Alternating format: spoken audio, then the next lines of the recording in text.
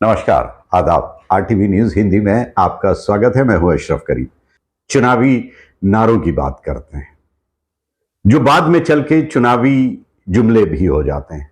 इसकी शुरुआत 2014 से हुई, जिस पर खूब पैसे लगाए गए, अच्छा खासा पैसा खर्च किया जाता है और एडवर्टाइज किया जाता है अखबार के जरिए, इलेक्ट्रॉनिक्स मीडिया और सोशल मीडिया के जरिए, ताकि जन जन तक, आम लोगों तक पहुंच जाए। लेकिन उसकी ज़मीनी हकीकत क्या होती है ये हमें भी पता है और आपको भी पता है। वो बाद में चुनावी जुमला साबित होता है, या फिर वो जो वादे होते हैं, नारे और वादे, वो चुनावी जुमले भी साबित होते हैं। कुछ ऐसे नारे हैं जो मैं आपको याद दिलाना चाहता हूं। 2014 में एक नारा बुलंद हुआ था, सबका साथ सबका विकास। वो उसकी ज़मीनी हकीकत क्या है आप बखूबी जानते हैं। अगर वादों की बात की जाए तो एक वादा जो काफ़ी मशहूर हुआ था और जिसका काफ़ी फ़ायदा भारतीय जनता पार्टी को भी हुआ, और पहली बार प्रधानमंत्री के चेहरे के रूप में नरेंद्र मोदी सामने आए थे, उनको भी हुआ और वो प्रधानमंत्री बने भी। उस समय वादा ये किया गया था कि अगर भारतीय जनता पार्टी की सरकार बनती है और नरेंद्र मोदी प्रधानमंत्री बनते हैं तो काला धन वापस लाया जाएगा और हर एक व्यक्ति के अकाउंट में 15-15 लाख रुपए आएंगे। बाद में वर्तमान के गृह मंत्री और उस समय पार्टी के राष्ट्रीय अध्यक्ष अमित शाह, उन्होंने ये बात एक इंटरव्यू के दौरान साफ कर दी कि ये चुनावी जुमला था, जिसे आप भी जानते हैं और देश की जनता भी जानती है।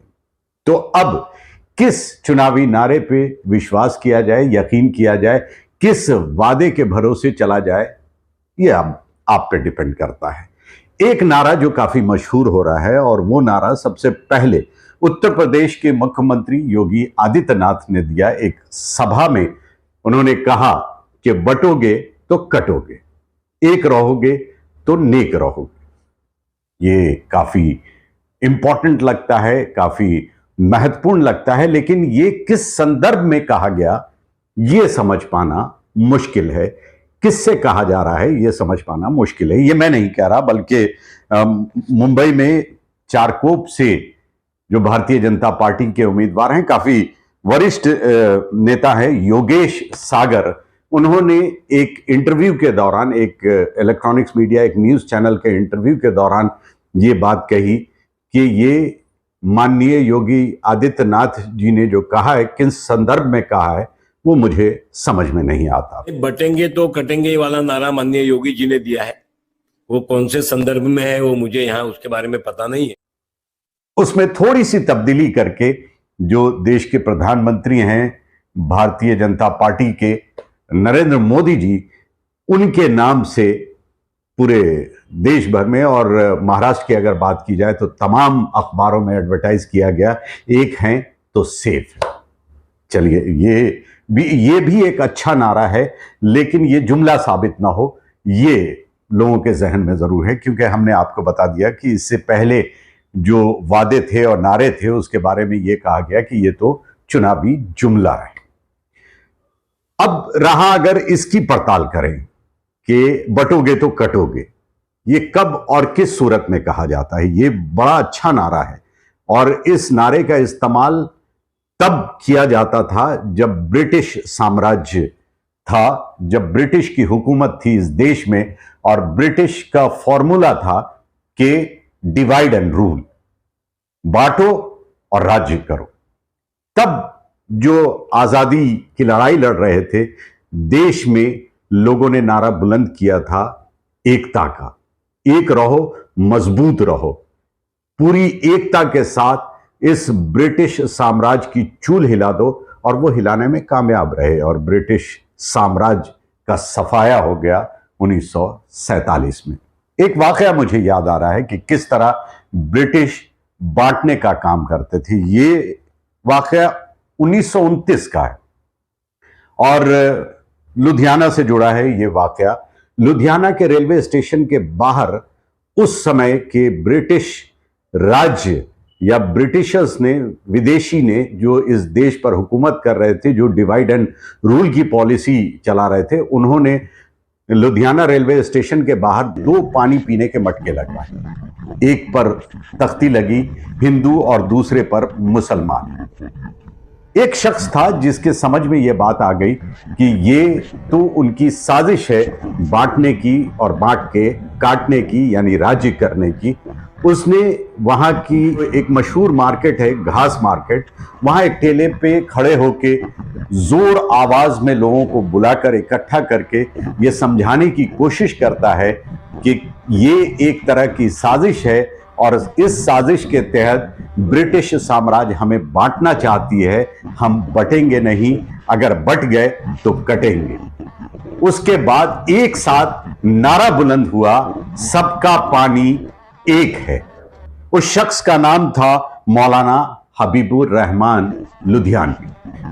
बाद में उनको जेल भी जाना पड़ा और वो आजादी की लड़ाई में शामिल रहे और कोशिश करते रहे हिंदू मुस्लिम एकता की, जो बांटने की कोशिश ब्रिटिश की तरफ से हो रही थी। और ये अकेले नहीं थे, हर धर्म से, हर जाति के लोग इस कोशिश में लगे थे कि हम एकजुट रहें, एकजुट रहेंगे तभी हमारी ताकत है। तो इस संदर्भ में तो वो ठीक था, लेकिन अभी किस संदर्भ में ये कहा गया कि बटोगे तो कटोगे, ये समझ में नहीं आ रहा है। ये मेरी भी समझ में नहीं आया और खैर मुझे अगर छोड़ दिया जाए तो बीजेपी के जो लोग हैं उनके भी समझ में नहीं आया। और इससे आगे 2 कदम और आगे बढ़ते हैं, क्योंकि कोalition में जितनी भी पार्टियां होती है, गठबंधन में जो पार्टियां होती हैं, उनके अपने अपने वोट बैंक होते हैं, उनकी अपनी आइडियोलॉजी होती है जिस पर वो चुनावी मैदान में जाते हैं। साथ ही इसलिए चुनाव लड़ा जाता है कि एक दूसरे का वोट एक दूसरे को ट्रांसफर हो। लेकिन अगर वोट कट जाए तो ऐसे में बड़ी मुश्किल हो जाती है एडजस्ट करने में। यही वजह है कि अजित पवार, जो कि कद्दावर नेता है एनसीपी के और सरकार में शामिल भी हैं, उन्होंने योगी आदित्यनाथ से ये गुजारिश की है कि वो उनके चुनावी क्षेत्र में ना आए। बल्कि यूं कहे कि उन्होंने ये साफ कह दिया कि योगी आदित्यनाथ की जरूरत उनके चुनावी क्षेत्र में नहीं है। इसके पीछे का मकसद क्या है वो आप अच्छी तरह समझ रहे होंगे। वो नहीं चाहते कि उनका वोट किसी तरह से उनसे छिटक जाए या उनसे बिखर जाए।